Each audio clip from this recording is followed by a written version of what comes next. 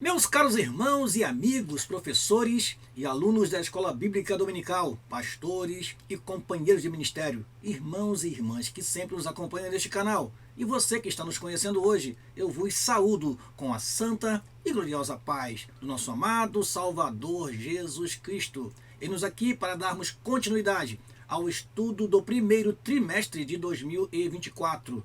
Neste, estamos estudando sobre o corpo de Cristo, origem, natureza e vocação da igreja no mundo. Nesta oportunidade, estaremos estudando a lição de número 11, que tem como título O Culto da Igreja Cristã. Lembra você que nós estamos chegando no final da nossa revista, no final do nosso trimestre. Estudaremos ainda mais duas lições. A lição de número 12, que tem como título O Papel da Pregação no Culto, e a lição de número 13, o poder de Deus na missão da igreja.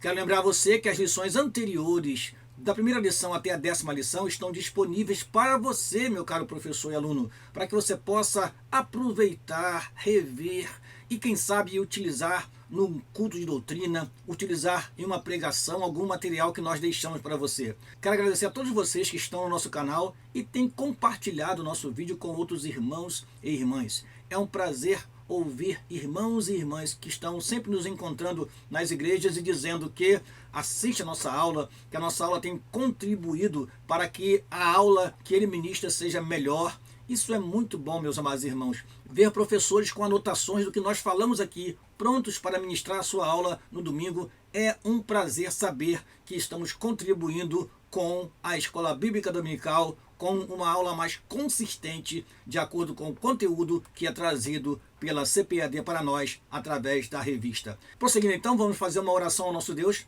para que Ele nos abençoe durante a exposição desta aula. Oremos ao Senhor. Pai, no nome de Jesus te agradecemos a oportunidade que temos de mais uma vez, através deste canal, levar a teus filhos, Senhor, a tua palavra, através da lição da Escola Bíblica Dominical. Senhor, que o teu Espírito nos oriente naquilo que iremos falar e que teus servos possam receber a palavra, guardar no coração e ministrar, ensinar, distribuir, Senhor, aquilo que tem recebido para os demais irmãos e irmãs que fazem parte da sua classe da Escola Bíblica Dominical. Assim oramos e te agradecemos. No nome de Jesus. Amém e amém.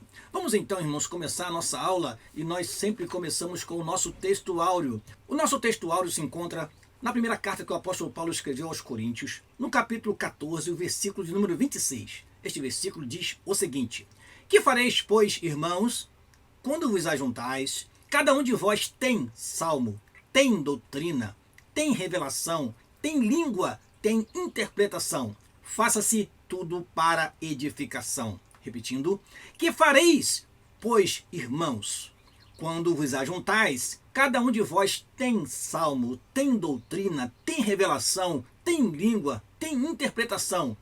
Faça-se tudo para edificação. Vamos então à nossa verdade prática. O culto é uma sublime forma de nos expressarmos em adoração, louvor, gratidão e total rendição a Deus. Repetindo: o culto é uma sublime forma de nos expressarmos em adoração, louvor, gratidão e total rendição a Deus. Veremos nessa lição que o culto é a homenagem, é o louvor, é a adoração que prestamos a uma divindade. Devemos cultuar, adorar somente a Deus. Só Ele merece toda a honra, toda a glória, todo o louvor. Quando a igreja se reúne, ela se reúne para glorificar a Deus, para adorar a Deus, para agradecer a Deus pelas bênçãos recebidas e também para se render ou para se entregar a Deus. Diz a palavra do Senhor que nós devemos oferecer os nossos corpos em sacrifício vivo, santo e agradável a Deus, que é o vosso culto racional. Então o culto é este momento de adoração, de louvor, de gratidão e, acima de tudo, irmãos, de estar à disposição de Deus, para que Ele nos use e para que Ele faça de nós o que Ele quiser.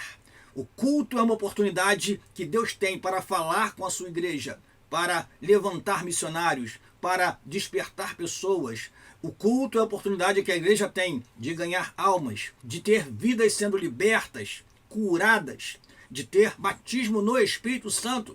Este é um momento especial que não pode ser menosprezado e que deve ser valorizado e também muito bem preparado. Por isso, quando estudamos o culto, também é importante falar de liturgia. Liturgia é o quê? É a sequência ordenada dos elementos do culto.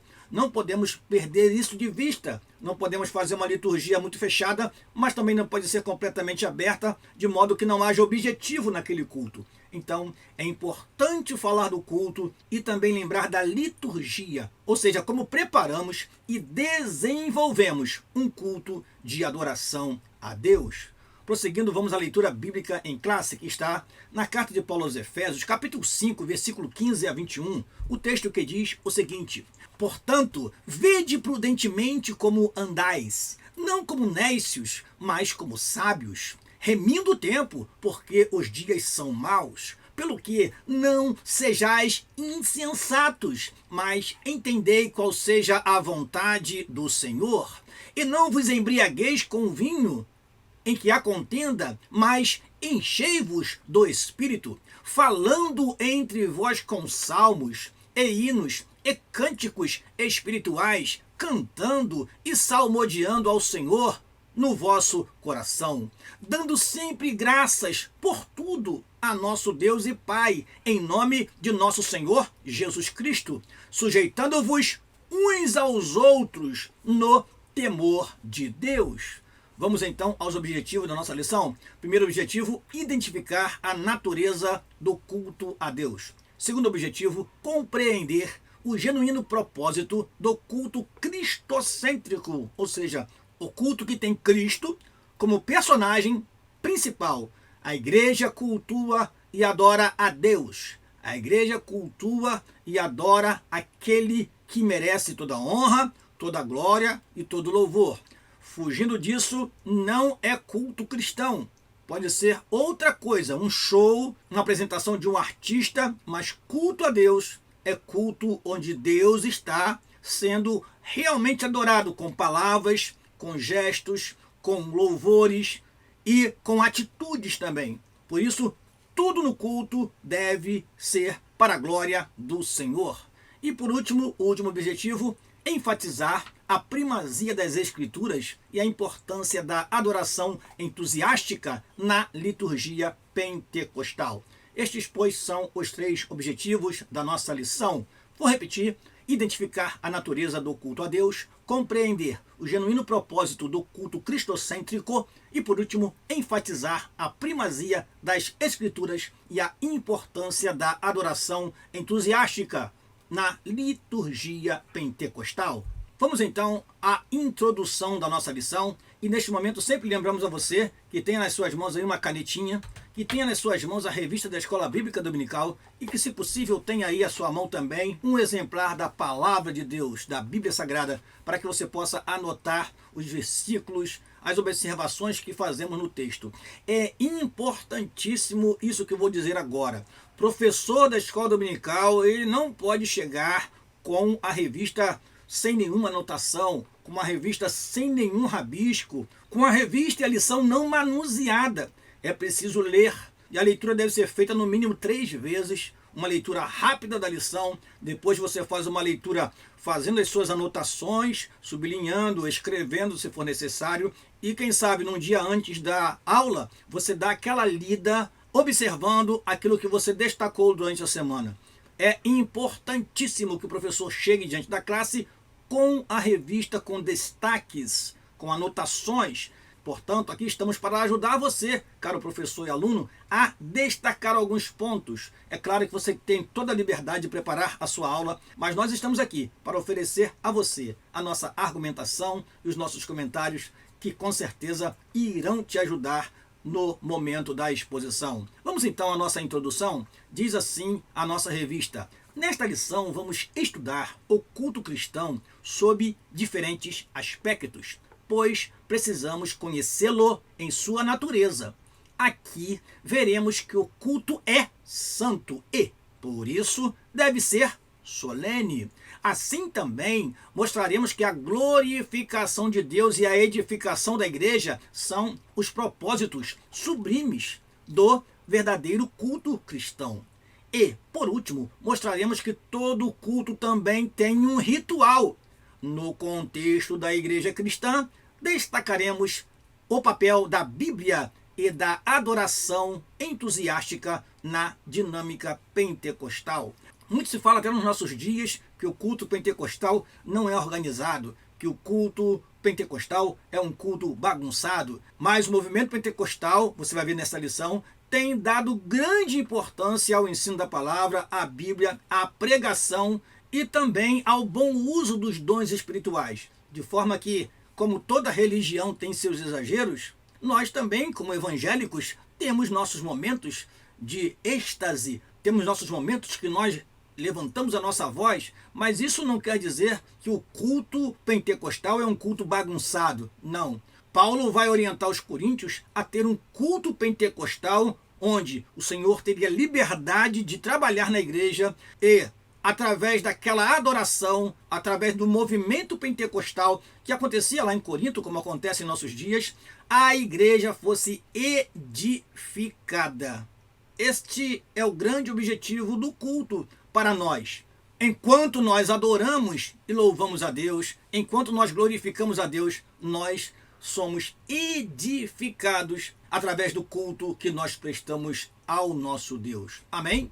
Vamos então à natureza do culto, é o primeiro tópico da lição. Vamos ver então o primeiro subtópico do primeiro tópico. Temos o culto como serviço a Deus. Na Bíblia, o culto é mostrado como um serviço, isto é, uma vida entregue e consagrada a Deus. Em um primeiro plano, tem a ver com a atitude com a qual se cultua o Altíssimo e, em segundo plano, com a forma como se cultua. Então, a primeira preocupação, irmãos, é qual é a nossa atitude diante de Deus. Como nós nos apresentamos diante de Deus na hora da adoração. E a segunda preocupação que nós temos aqui é a forma como nós nos dirigimos a Deus. Será que Deus aceita qualquer culto? Será que Deus aceita qualquer vestimenta durante o culto? Será que o culto pode ser feito em qualquer lugar sem tomarmos certos cuidados? Por exemplo, o culto ao ar livre. Podemos cultuar ao ar livre? Mas quais são os cuidados que devemos ter ao estar na rua cultuando a Deus? Será que podemos ir para a rua e, ao invés de pregar uma mensagem evangelística, pregar uma mensagem dirigida à igreja, uma mensagem de exortação? Será que podemos ir para a rua e chegar lá, fechar os nossos olhos e fazer uma hora de oração de olhos fechados? Não. Então precisamos entender que cada culto tem a sua forma certa, tem a sua liturgia certa. E nós precisamos então saber que, além da atitude do adorador, a forma como adoramos é de suma importância. O culto, portanto, expressa uma combinação de obediência à palavra de Deus e a forma ritual como essa adoração acontece. O livro de Atos dos Apóstolos, por exemplo, mostra a adoração no contexto do culto cristão. Enquanto os cristãos serviam, isto é, cultuavam ao Senhor, o Espírito Santo comissionou os primeiros missionários da igreja. Isso está em Atos capítulo 13, versículo 1 a 4. Então, vemos que durante esse serviço que foi prestado a Deus em Antioquia, o Espírito Santo teve liberdade para falar: separai-me a Barnabé e a Saulo para a obra a que os tenho chamado. Isso quer dizer que o culto cristão é o culto que tem a participação do Espírito Santo, falando, instruindo, direcionando, capacitando. Que nossos cultos sejam assim, sempre com a participação do Espírito Santo, enchendo vidas, transformando vidas, convencendo vidas. E assim a igreja vai seguir o modelo neotestamentário de culto.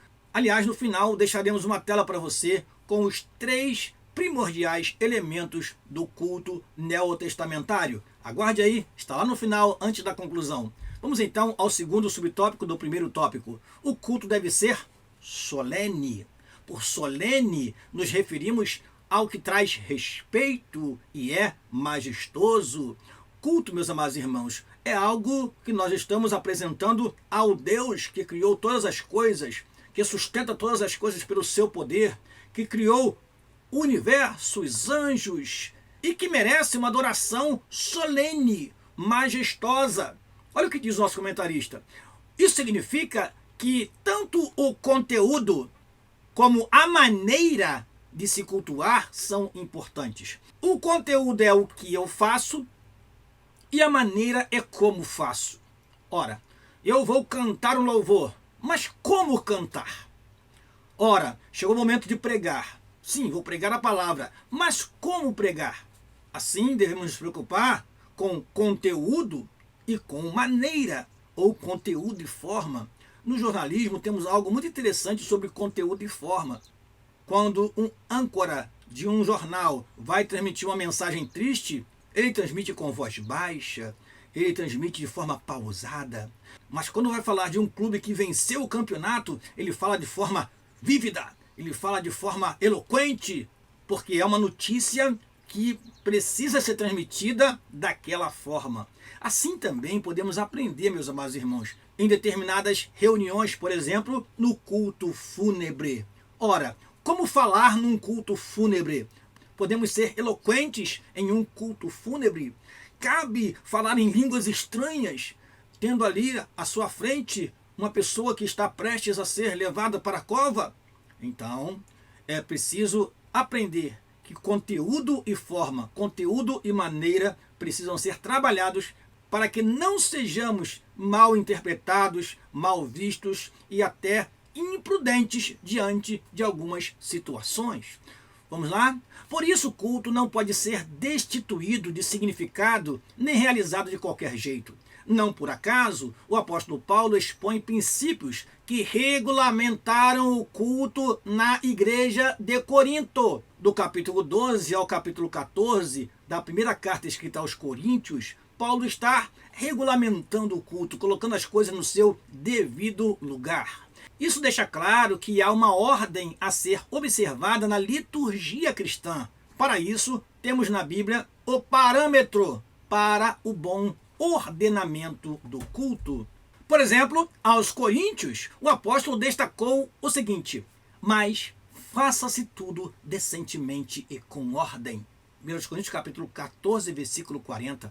Nesse texto temos os termos euxemonós, traduzido como decentemente e decorosamente, e taxis, que traduzido significa ordem. E isso nos leva a compreender, portanto, de acordo com a Bíblia, que o culto precisa ter decoro, decência e ordem.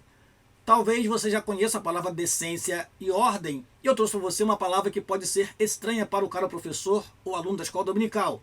Apesar de sempre ouvirmos essa palavra na mídia, quebra do decoro parlamentar. O que é decoro? Decoro é comportamento ético e respeitoso, seguindo as normas do ambiente social com pudor e modéstia. Ou seja, é aquela atitude respeitosa, ética, que devemos ter em qualquer ambiente. Muito mais no ambiente sagrado, muito mais no culto sagrado. Precisamos, portanto, respeitar nos momentos da adoração até mesmo a atitude mais estranha que você observar, porque pode ser que até aquela atitude que você estranhe seja, de fato, uma manifestação de Deus.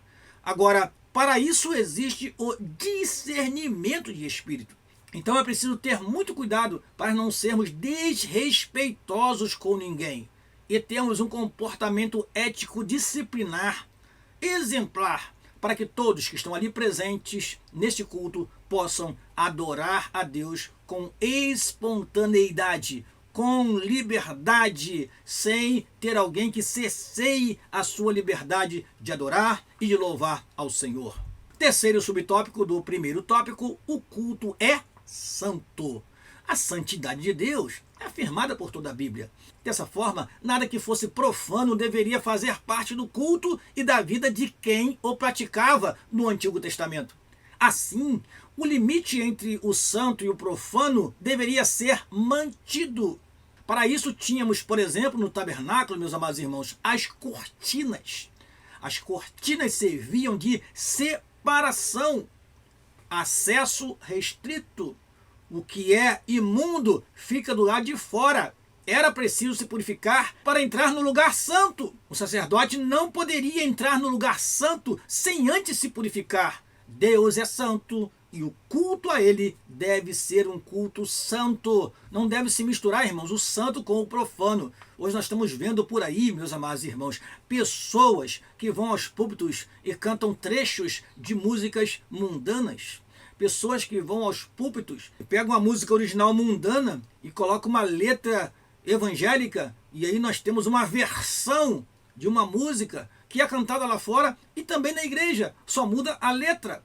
Ora, meus amados irmãos, Deus é santo e nós precisamos então separar o que é santo do profano. Não deve fazer parte da adoração a Deus nada que contamine, porque Deus é santo e a adoração deve ser santa. Por outro lado, o Novo Testamento também põe em destaque o viver cristão na esfera do culto. A igreja é o espaço sacro onde o culto acontece. Assim como no Antigo Testamento, o culto cristão também não deve ser profanado. Nesse caso, tanto a conduta como o modo de viver são levados em conta na esfera do culto. Eu deixei em negrito um texto que nós trabalhamos na lição anterior, que fala da ceia do Senhor. O versículo 17 e 18 diz assim o apóstolo Paulo aos Coríntios: nisto, porém, que vou dizer-vos, não vos louvo, porquanto vos ajuntais não para melhor, senão para pior. Porque, antes de tudo, ouço que, quando vos ajuntais na igreja, ou seja, quando vocês se reúnem para cultuar, há entre vós dissensões, e em parte eu creio. Irmãos, se unir para fomentar a divisão, a intriga entre irmãos, isso é profanar o culto. O culto não é lugar de desavenças. O culto não é lugar de conflito entre pessoas que tenham pensamentos divergentes. Então o culto cristão não pode ser profanado. Assim como o culto do Antigo Testamento não poderia, a ponto de Nadab e Abiú, em Levítico capítulo 10, serem mortos ao oferecer fogo estranho diante do Senhor. Assim também o Novo Testamento mostra a seriedade do culto. Paulo está dizendo: não vos louvo. Que culto é este que vocês estão promovendo? Onde vocês, ao invés de cear ao Senhor, vocês fomentam ainda mais a divisão em vosso culto. Então, irmãos, o culto é santo e nós devemos cultuar a Deus de forma santa, porque Ele é santo. Prosseguindo, a sinopse dessa primeira parte diz o seguinte: sendo o culto uma forma de serviço a Deus, sua prática requer reverência, ordem e santidade. Repetindo, sendo o culto uma forma de serviço a Deus, sua prática requer reverência, ordem e santidade. Segundo tópico da lição, o propósito do culto. Vamos lá? Primeiro subtópico temos glorificar a Deus. O culto é uma celebração que se faz a Deus. Celebramos a grandeza de Deus e os seus poderosos feitos, como diz Salmo 48, versículo 1. Assim, o culto é uma celebração pelo que Deus é, e eu coloco entre parênteses, isso é adoração, e pelo que Ele faz, e eu coloco entre parênteses, louvor. Culto, então, é adoração e louvor, adoração e louvor. Adorar é você magnificar a Deus pelo que Ele é, santo, justo, fiel, poderoso. Louvar é glorificar a Deus pelo que Ele faz. Ele nos salvou, Ele nos comprou, Ele nos redimiu. As ações de Deus a nosso favor são louváveis. Então nós nos reunimos para adorar e para louvar. Nesse aspecto, o culto é sempre cristocêntrico, nunca antropocêntrico. Ou seja, Cristo no centro e nunca o homem no centro. Alguns louvores têm sido criticados nos últimos tempos porque coloca o homem como alguém que é o centro da atenção até de Deus. Irmãos, o culto não é isso. Culto é reverenciar, adorar a Deus. O homem não pode estar no centro do culto. Se isso acontecer, irmãos, nós vamos ter shows, espetáculos e não culto a Deus. Por causa dessa mudança de foco, nós temos visto muitas pessoas querendo de fato serem venerados, adorados. Ora, você convida um cantor e ele diz: eu só vou cantar 3 músicas. E 3 músicas para receber o valor X. Irmãos, onde nós estamos? Onde nós chegamos? Precisamos então contratar alguém. Essa pessoa acaba sendo a pessoa mais importante do culto. Enquanto ele ou ela não chega, as pessoas ficam naquela expectativa: será que o cantor vem? Será que o pregador vem? Será que faltou? Será que aconteceu alguma coisa? E quando chega, a multidão ansiosa pela chegada daquele grande cantor, grande pregador, parece que se sente: agora sim começou o culto, agora sim Deus vai falar, agora sim Deus vai usar esse pregador. Irmãos, no culto neotestamentário, o mais importante não é isto. O mais importante é cultuar a Deus. Cristo no centro e não o homem no centro. Cristo é a esfera ou o lugar onde deve acontecer o verdadeiro culto. Ele é o único mediador entre Deus e os homens e o eterno sumo sacerdote. Se Deus não é celebrado, se ele não é glorificado, então o culto perdeu o seu real sentido. Vou repetir esta frase. Se Deus não é celebrado, se ele não é glorificado, então o culto perdeu o seu real sentido. Meu querido irmão, adore a Deus. Vá para o culto para adorar a Deus. Vá para o culto para glorificar a Deus. Seja quem for que estiver pregando, cantando, adore a Deus. Porque você está na igreja, no culto, para glorificar a Deus e não o homem. Cristo no centro, Deus no centro. O homem deve simplesmente adorar e louvar ao que merece, ao que é digno de toda honra, de toda glória e todo louvor. Prossigamos. Segundo subtópico do segundo tópico. Quando não se cultua a Deus. De fato, há cultos que não cultuam a Deus. Paulo censurou os coríntios, afirmando que quando vos ajuntais num lugar, não é para comer a ceia do Senhor. Era como se dissesse: o que vocês estão celebrando não é a ceia. Paulo disse que não os louvava por aquela atitude. E se Paulo, irmãos, não estava se agradando daquilo, imagine Deus vendo a irreverência, a extravagância, a falta de respeito que estava acontecendo na igreja em Corinto. Não era um culto o que eles estavam fazendo, não daquela maneira. Infelizmente, há muitas reuniões envernizadas para se parecerem com culto, mas de fato não são. Parecem reuniões profanas, tanto na sua forma quanto na sua essência. Não buscam glorificar a Deus. Hoje nós temos visto os shows. Na verdade, irmãos, são verdadeiros shows. As igrejas se tornaram verdadeiras casas de espetáculos, onde temos luzes, onde temos fumaça, onde o púlpito não existe mais.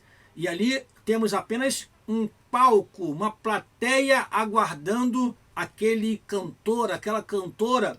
E quando chega, são gritos, são brados, que se fosse de glória a Deus e aleluia seria muito bom. Mas às vezes é de fato glorificando aquele que está ali, enaltecendo aquele homem, aquela mulher, aquele cantor que está ali. E apagam-se as luzes, e aí ninguém pode ler a Bíblia durante o culto, ninguém pode meditar numa palavra.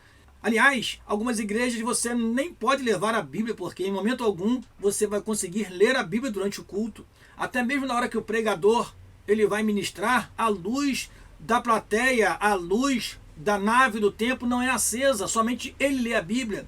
Isso de fato atrai a juventude, atrai os adolescentes, atrai aqueles que porventura desejam uma igreja light, uma igreja que tenha mais movimento, uma igreja que seja mais em conformidade com o que é oferecido no mundo. Ou seja, eu tenho o show dos cantores profanos, mundanos, mas temos o show dos nossos ícones, dos nossos cantores. É como se quiséssemos nos assemelhar ao mundo para não nos sentir muito distante dele. E aí eu lembro de Paulo orientando aos Romanos capítulo 12, versículo 2. E não vos conformeis com este mundo, mas transformai-vos pela renovação do vosso entendimento.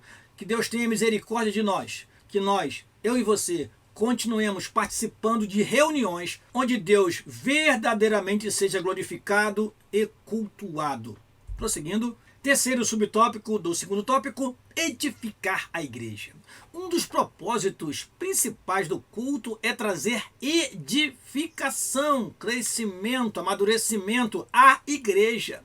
Assim, na esfera do culto, tudo deve buscar a edificação. O verbo oikodomel, traduzido como edificar, ocorre 40 vezes no Novo Testamento, enquanto o substantivo oikodomé, traduzido como edificação, ocorre 18 vezes. É um dado que o nosso comentarista traz para nós e é bom nós aqui citarmos. O sentido é de algo que está sendo construído, como na parábola da casa edificada sobre a rocha. Ele é usado muitas vezes no contexto do culto. Então, o culto deve ser um culto que promova a edificação dos santos. O fato mais claro de que um dos propósitos do culto é trazer edificação para a igreja está revelado no capítulo 14 de 1 Coríntios. Nesse capítulo, o apóstolo disciplina o uso dos dons na igreja pelo fato de seu uso não estar trazendo edificação à igreja. Isso é importante citar. Paulo, ele é claro ao afirmar que quem fala línguas edifica-se a si mesmo. E ele diz, não proibais falar línguas. Mas ele diz também que na igreja, se houver línguas, é preciso que haja interpretação.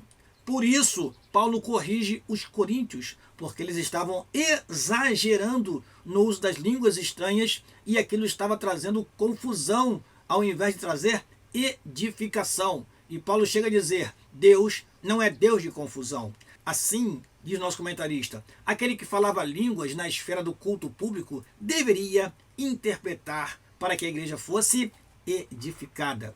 As línguas estranhas com interpretação corresponde ao dom da profecia. Por isso, Paulo orienta e instrui a procurar os melhores dons, principalmente o de profetizar, porque a profecia traz para a igreja edificação, consolo, exortação. Todos os demais dons deveriam seguir esse critério. Da mesma forma, os dons ministeriais deveriam contribuir para a edificação do corpo de Cristo. Então, irmãos, na igreja, manifestações espirituais devem produzir edificação à igreja. Na igreja, os dons ministeriais de pastor, de evangelista, de mestre, apóstolo e profeta devem trazer edificação para a igreja. Do que adianta um ministério variado, onde temos muitos valores, onde temos muitos mestres, onde temos profetas, pastores, evangelistas, onde temos apóstolos, e isso não trazer para a igreja o aperfeiçoamento dos santos para a obra do ministério e a edificação em amor. Portanto, tudo na igreja deve ser feito para a glorificação a Deus e para a edificação da igreja. Veja que é importante isso, irmãos. Glorificar a Deus e edificar a igreja. Essas duas coisas são por demais importantes. Eu estou na igreja cultuando a Deus porque eu quero glorificar a Deus. Porque eu preciso de me edificar, de crescer. E, é claro, não podemos nos esquecer que a igreja, quando se reúne, também reúne para pregar o evangelho. Através deste culto que nós prestamos a Deus, vidas são salvas, libertas e passam a integrar também a igreja do Senhor. Sinopse da segunda parte. Embora o alvo do culto seja Deus e não o ser humano, um culto legitimamente cristocêntrico edifica toda a igreja. Repetindo, embora o alvo do culto seja Deus e não o ser humano, um culto legitimamente cristocêntrico edifica toda a igreja. Eu repito mais uma vez aqui o que acabei de falar agora. É glorificar a Deus e a igreja ser edificada através do culto. A liturgia do culto. Vamos ver o que o nosso comentarista fala sobre isso. Terceiro tópico da lição. E vamos ao primeiro subtópico do terceiro tópico. A exposição da Bíblia.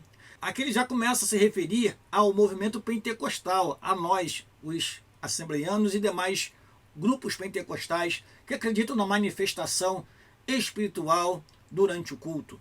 O movimento pentecostal tem firmado seu compromisso com a autoridade da Bíblia para governar toda crença, experiência e prática. Dessa forma, os pentecostais viram a necessidade de julgar o mérito de todo o ensino, manifestações espirituais e conduta à luz da palavra objetiva e revelada de Deus, a Bíblia. Nós então vamos nos respaldar na Bíblia para afirmar a nossa fé e rechaçar e reagir diante de qualquer manifestação espiritual e de qualquer ensino que contradiga o que a palavra de Deus nos diz. Esse fato mostra que a leitura e a exposição da Bíblia devem ocupar o lugar de primazia. Na semana que vem falaremos sobre a pregação, a importância da pregação no culto. O culto tem vários elementos, mas a palavra de Deus deve ter primazia. E aí diz o nosso comentarista, lugar de primazia na dinâmica da liturgia do culto. Nesse aspecto, o pastor que está à frente de uma igreja e responsável pela liturgia do culto deve ficar atento ao lugar que as escrituras têm no culto. Infelizmente, irmãos, nós vemos muitas igrejas que não valorizam a mensagem, não valorizam o tempo de exposição. Por outro lado também, há muitas pregações, irmãos, que não tem nada de Bíblia. É apenas palavra de efeito. Então, será que se nós reservarmos sempre 1 hora para a pregação, teremos realmente exposição bíblica? Teremos realmente ensinamento? Haverá realmente edificação?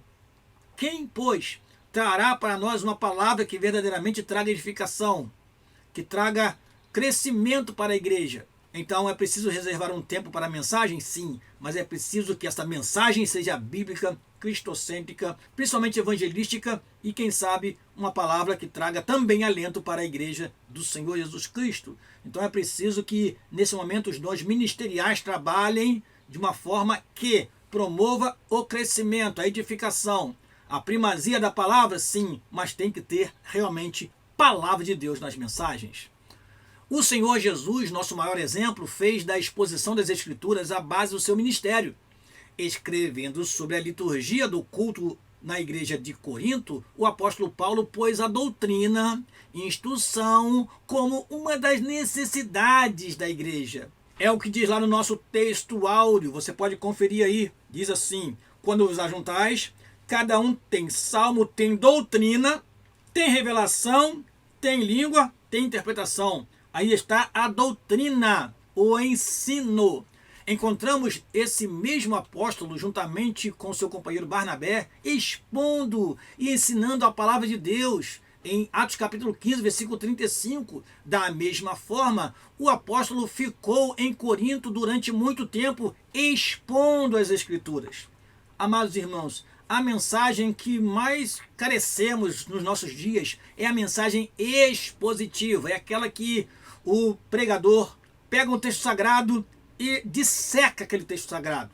Ele vai ver palavra por palavra, versículo por versículo, e não aquela palavra que é puramente temática, onde o pregador cria seus tópicos, às vezes aleatórios. Também aquela mensagem, irmãos, que muitas vezes não tem objetivo nenhum. A pessoa vai para Apocalipse, vai para Gênesis, vai para Isaías, depois vai para Mateus, e você não sabe de fato, no final da mensagem, o que realmente aquele pregador desejava no seu sermão. Então é preciso expor as Escrituras, ler a palavra. E esse sermão expositivo dá trabalho. É preciso pesquisar, ver as palavras originais. É preciso ter bastante dedicação.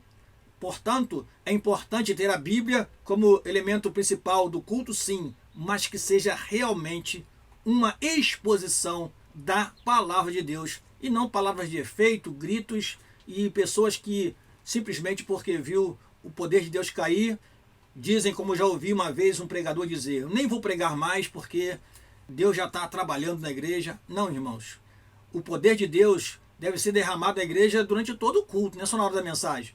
E também a glorificação a Deus não é combustível para o pregador pregar. Não, não, não. Ele precisa trazer um sermão e entregar a sua mensagem. Isso nós poderemos explorar mais na próxima aula.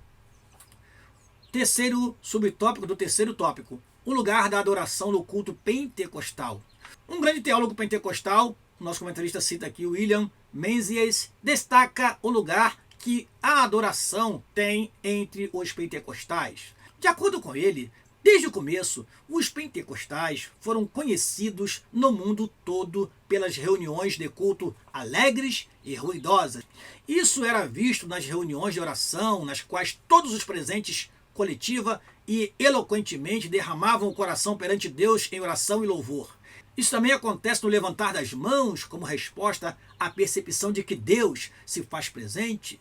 Faz parte também da liturgia pentecostal louvar a Deus em alta voz e exercitar os dons espirituais durante o culto. Deixa eu comentar algo interessante aqui, irmãos. Barulho não traz poder de Deus, mas poder de Deus na igreja faz barulho. E eu tenho uma referência para você. Lá em Atos capítulo 2, vejam que aqueles irmãos estavam glorificando a Deus de forma tão vívida e alta que a multidão se aproximou do lugar onde eles estavam. E veja que interessante que a atitude deles ou a postura deles era como quem estivesse embriagado. A impressão que tiveram aqueles homens e mulheres, aquela multidão, foi que os cristãos no dia de Pentecostes estavam embriagados. Então, eu pergunto a você, como se comporta um embriagado? Eu pergunto a você, o que acontece com uma pessoa que se embriaga? Ele fica alegre, ele grita. Os cristãos da igreja primitiva, eles agiam como se estivessem embriagados. Era a impressão que tiveram os que estavam em Jerusalém naquele dia, mas eles estavam cheios do Espírito Santo. Então, barulho não traz poder de Deus, mas o poder de Deus na igreja faz o crente glorificar em voz alta, levantar as mãos, adorar, e isso faz barulho.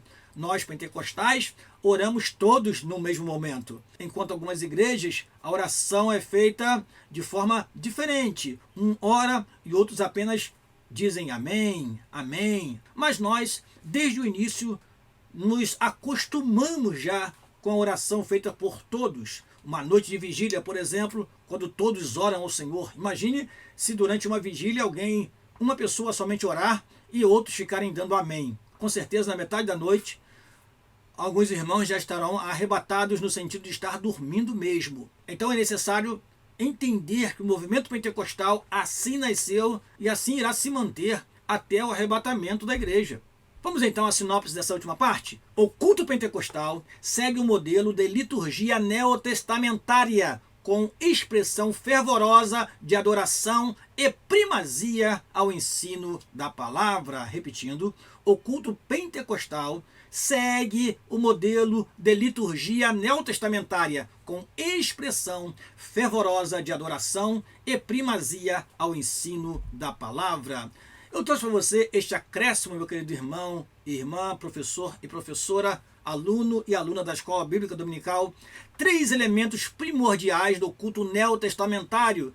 Nós não podemos nos esquecer disso. 3 elementos primordiais. Leitura e pregação da palavra é o primeiro elemento. Em um culto deve haver leitura da palavra de Deus. Não podemos descuidar da leitura bíblica oficial do culto. Também a pregação da palavra de Deus não pode ser esquecida e nem colocada em segundo plano. Segundo elemento importantíssimo, oração. O culto deve começar com oração e terminar com oração, e durante o culto deve ter oração. Oração pelas causas, oração pelos enfermos, oração pelas necessidades que surgirem naquele momento, oração pela oferta que será tirada, oração por quem vai ministrar a palavra, oração espontânea de quem estiver dirigindo o culto, sentindo no coração um desejo de orar durante o culto. Oração é elemento primordial do culto. E por último, hinos e cânticos espirituais. É importante que haja louvor, louvor genuíno a Deus. Hinos, nós temos nosso inário oficial nas Assembleias de Deus, é a harpa cristã. Em outras igrejas nós temos cantor cristão e outros inários, mas hinos e cânticos espirituais fazem parte do culto, são elementos primordiais. Pastor Daniel, faltou alguns elementos? Sim, temos outros elementos que talvez não aconteçam em todo o culto, por exemplo, testemunhos. Às vezes, alguém tem um testemunho a contar, e isso deve ser inserido também na liturgia do culto, porque motiva a fé dos irmãos para também serem curados, transformados, terem vitória, conforme aquele testemunho trouxer o relato de alguém que passou por uma fase difícil, mas que venceu pela fé. Aquele testemunho, aquele relato vai motivar a fé dos irmãos. Portanto, o culto deve glorificar a Deus, edificar a igreja, e os elementos primordiais do culto são leitura e pregação, oração, hinos e cânticos espirituais. Guarde isso, meu querido professor e aluno da escola dominical. Você pode ler essas passagens bíblicas, pode notar que há um versículo ali que se repete, Colossenses capítulo 3, versículo 16. Recomendo que você leia essa passagem bíblica que nos mostra como era a adoração nas igrejas naquele tempo, e assim nós, usando este modelo, estaremos seguindo o modelo neotestamentário de culto. Conclusão da nossa aula. Nesta lição, vimos os princípios que devem reger um culto cristão. O culto não pode ser de qualquer forma, pois ele tem princípios e normas para seguir. Como Deus é um Deus de ordem, então o culto que se presta a ele também tem de ser ordenado. Contudo, ordenado não significa frio e sem vida.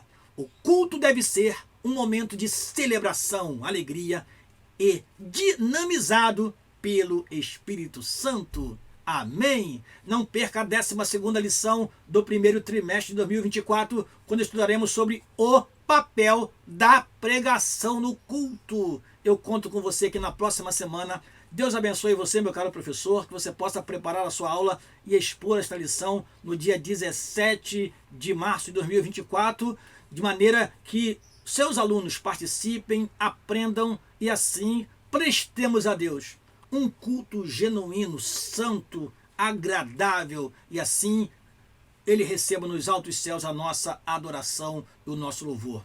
Deus te abençoe, em nome de Jesus. Aqui se despede o seu amigo pastor Daniel Rosa Dutra, e até a próxima aula. Te aguardo aqui.